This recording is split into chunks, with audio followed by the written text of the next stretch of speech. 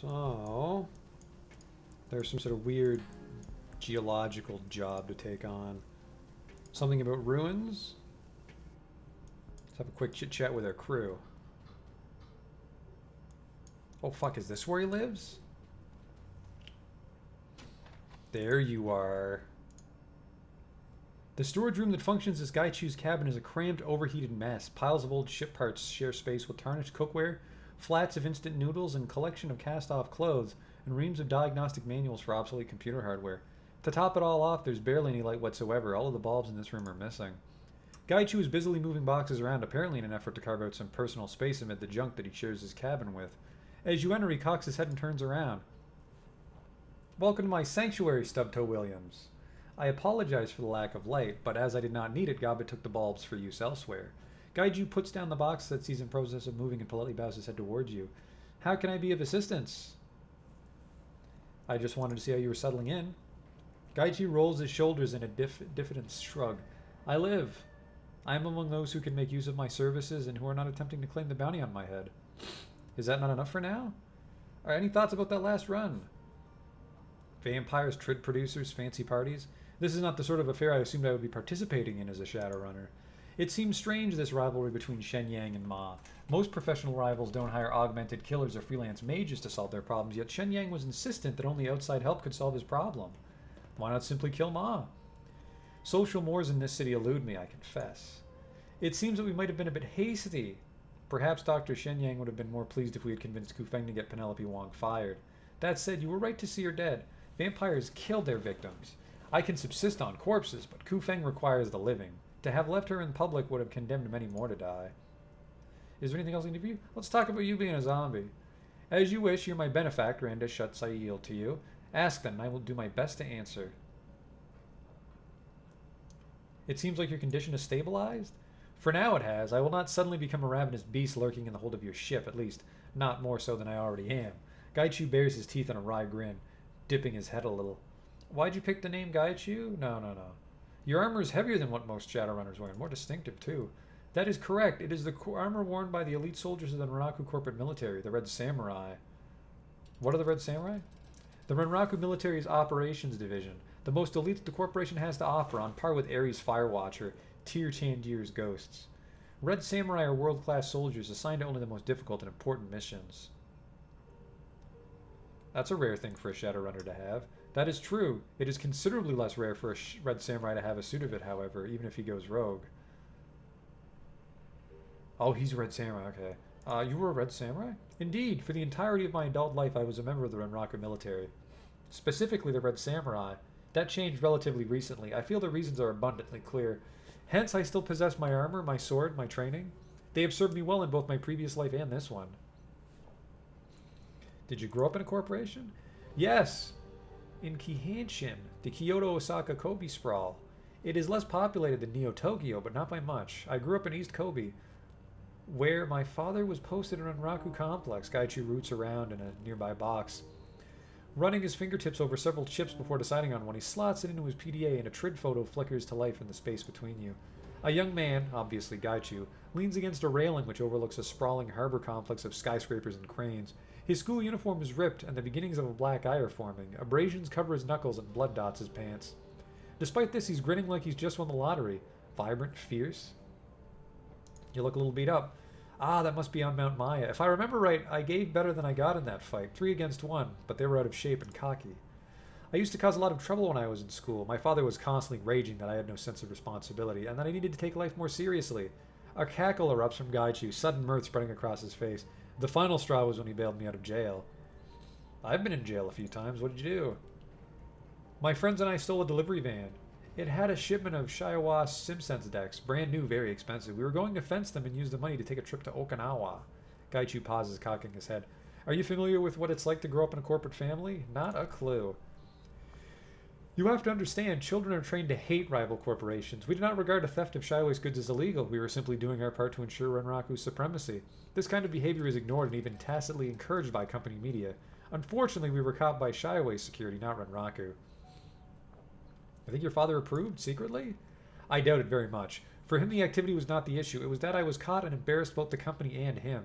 He is very much a man who believes that there is a proper way to do things, and I had once again cut corners. What did your father do next? Gaichu clicks his tongue a few times. He seems reluctant to continue.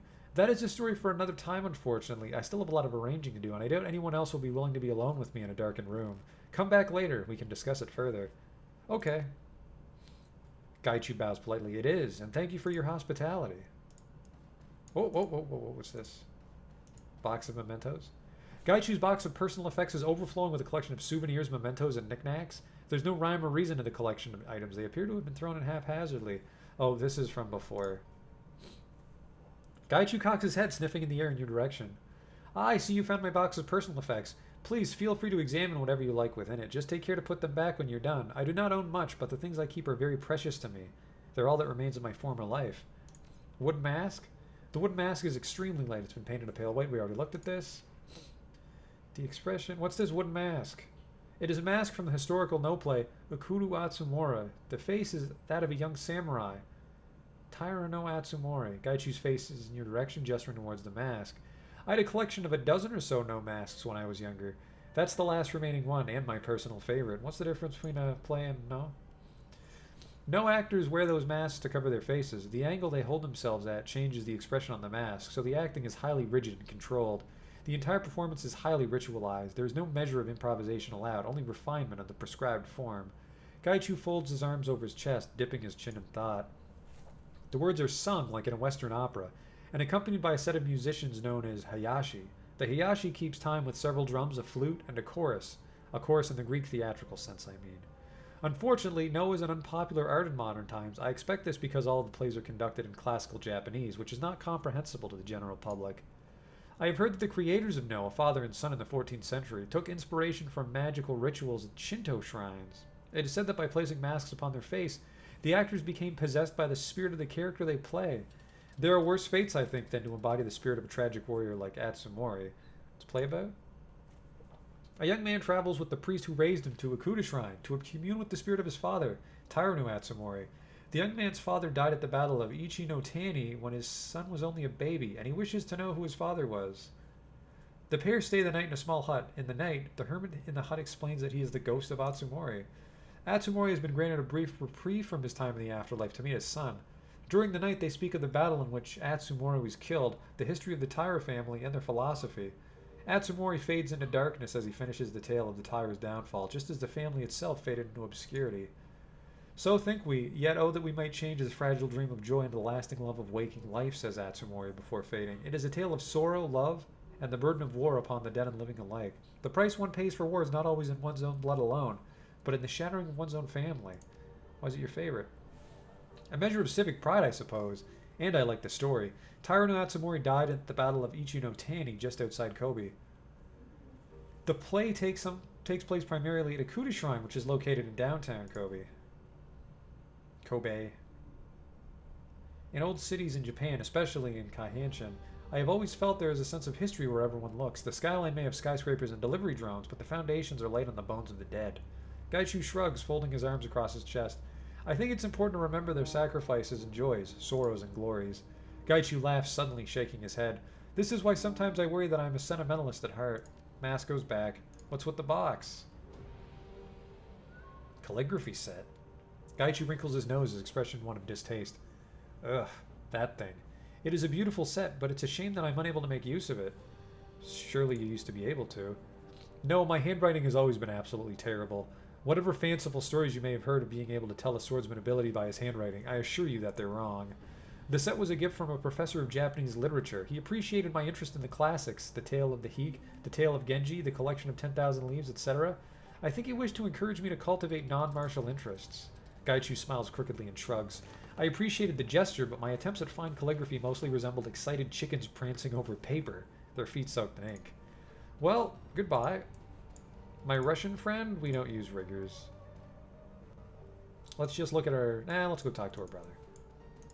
I want to cultivate the runners that we're going to use. Hello? You want to chit-chat?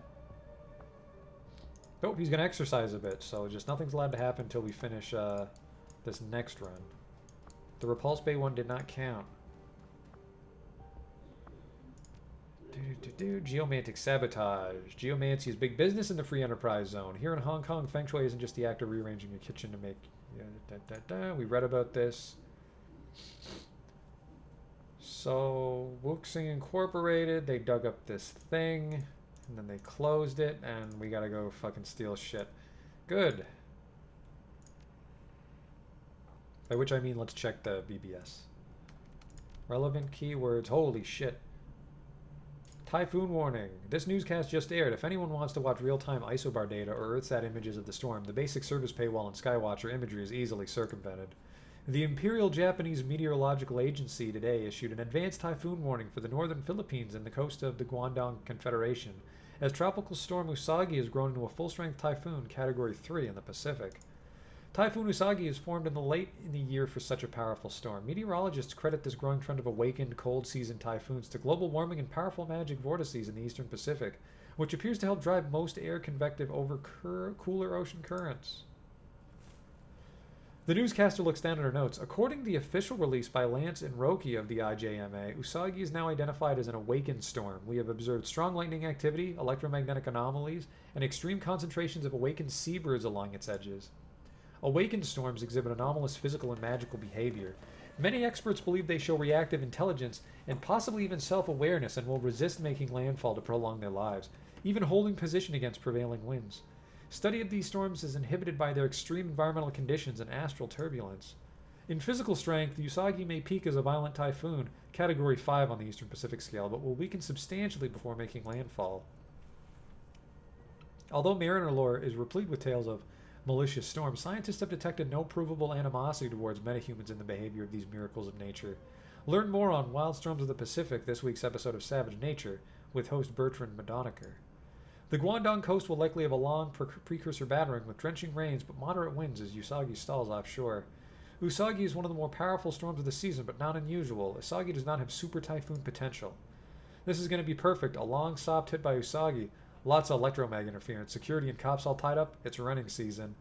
I hope everyone's ready for a high operational tempo. Our fixer's already scrambling for crews. I heart storms. Verse smack. Holy shit again. Come one, come all, and welcome to what could very well be the last Shadowland Poetry Slam. There's something kind of sad about that. End of an era. In honor of Jivebird, I created an expert system that writes haikus. It takes whatever's being said in a thread and turns it into a poem. Mind if I fire it up? Snoozy, you shouldn't have. What kind of poetry slam includes bots? This is lame. Homage to Jivebird. The program stirs, churns out text. 3 lines mar the piece. That's brilliant. Now I can hang up my quill. I really don't buy that bot can produce poetry like a living, breathing, feeling human being. Sorry. This is bullshit. Despair grips the poets. A machine crafting haikus. The jive bot breaks free. Was that supposed to happen? The slam is now slammed. This program is broken loose. Pandemonium.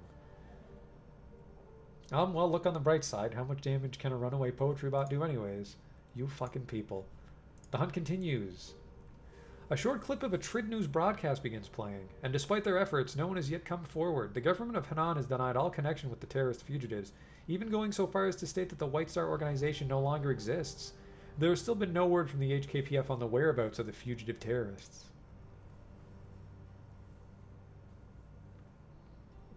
The mood on the streets is nervous. There's no telling when or where these terrorists will strike. For now, the Special Duties Unit of the HKPF remains on active alert, ready to respond at a moment's notice. This is Sunny Chung of Horizon News signing off.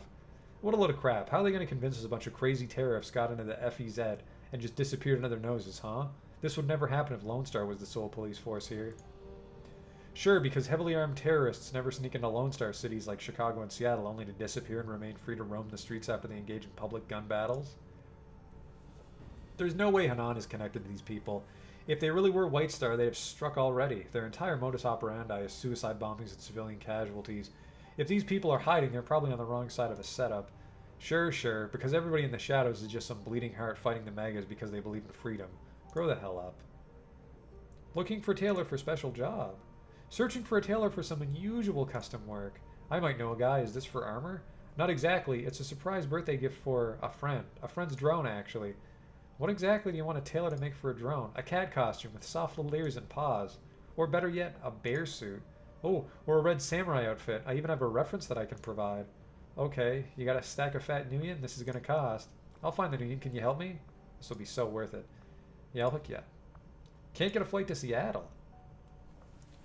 Hey, I've got a problem I'm hoping one of you can help with. I came out to the FEZ 2 weeks ago for work. Now that the job's wrapped, I've been trying to get an under-the-table flight to Seattle for the past week. Off the books, no passport control, that kind of thing. Nobody's making the trip. What gives? Check the news feeds, man. Haven't you heard? The Seattle is on lockdown. Nothing coming into or out of the city without a thorough search for at least another week. They caught some smugglers trying to move some really nasty stuff through a covert landing at Discovery Park. That seems like a bit of an overreaction. Tons of awful stuff moves through Seattle every day. What's so different about this time?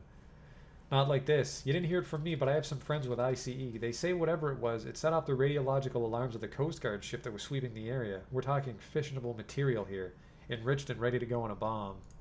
No way, I don't buy that for a second.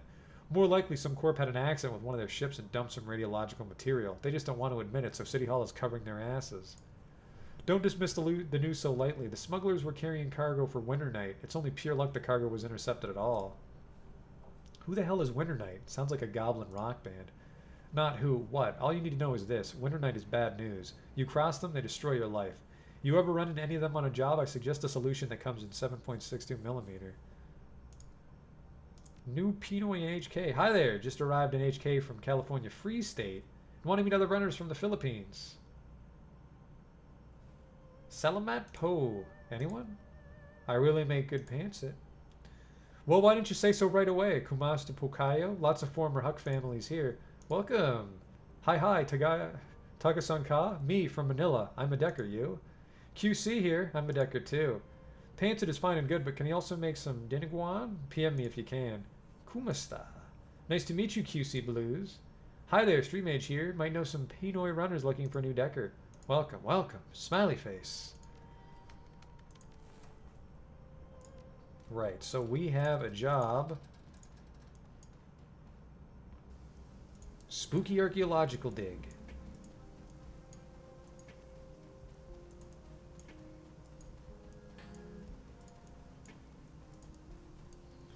And because we already got paid, let's just sell the metadata. I've got some metadata for you. Vampires. Oh, no one's going to believe that. Why not? That's word for word the plot of a side quest in the new expansion pack for Guangzhou Heat, Year of the Snake. Everyone's playing it. Memes like that are flying everywhere on the boards right now. I mean, I believe you, Stubtoe Williams, because you're legit, but no one else will. Here, I'll still hook you up. I guess reality's as strange as fiction. Let's see what I've got for you. Grab a program. Here's my surplus stack. Check this shit out. I'm not a decker. I need money. I'll bill this as a data expense. Wampo recognizes the intrinsic value of information. Information is money. Boom! Thank you for the money. You gotta go? Okay, watch your back and shoot straight and all. I got things to do. I mean, a level 1 program might have been good for Isabel in hindsight, but we spend our time in meat space. You know what I mean? I'm a meaty guy. Speaking of meat space, let's level it up. Only 6 karma, though. Do I even have enough for body? I really like the new stat screen, but it takes a second to load it up the UI. Characters with high dodge are less likely to be affected than their teammates.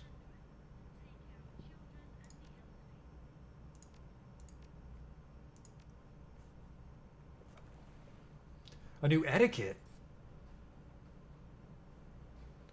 Let us go with gang, because we work for a triad. The one thing I like about a troll shaman is he maxes out pretty quick. Like a spellbook slot, whatever. 6, 11, 17. Like 30 karma and we're done shaman. This next quest, though, we got to put it in body. I really feel like I don't take enough advantage of being a troll when I play Shadowrun. I forgot to spend my karma. Forgot to confirm it. Like, goes all the way up to 17. I wonder. What's charisma do? Calculate the chance to control spirits, increases the chance to hit with offensive conjuring spells. Increases, you know what? Yeah, we're just gonna gang, confirm. Increases our chance to hit, and then we're just gonna go with it. Travel to the Wuxing Sky Tower to commit geomantic sabotage. Welcome aboard, welcome aboard, welcome aboard. Is that a pink grenade launcher, young lady? You know what? Why not? Isabel's deck. You got 2 med kits. You got a med kit. You got some med kits. Confirm. I'm about to travel to the Wixing Sky Tower. Continue. You fucking better believe it.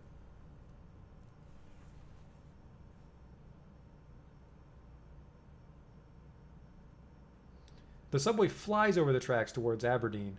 Monsoon humidity clings to your skin as if it's followed you from Hioi, or perhaps it's simply sunk this far into the earth, penetrating stone and machine, rousing the acrid smells of Hong Kong's underground in its wake. You've been handed a promising job, geomantic sabotage, with a single objective: disrupt the flow of Wixing Qi to destabilize the corporation. Your client is especially keen on the idea of Wixing's famed geomancy being used against it, the ultimate humiliation. While the corporation's office spaces are free game, the main target is Wixing's treasured lotus statue, which resides within a temple on the topmost floor of the monolithic building. Your client's instructions are clear. The more damage you do, the worse the key, and the better the pay. Holy shit, we just gotta smash this place up? We got the perfect team for that.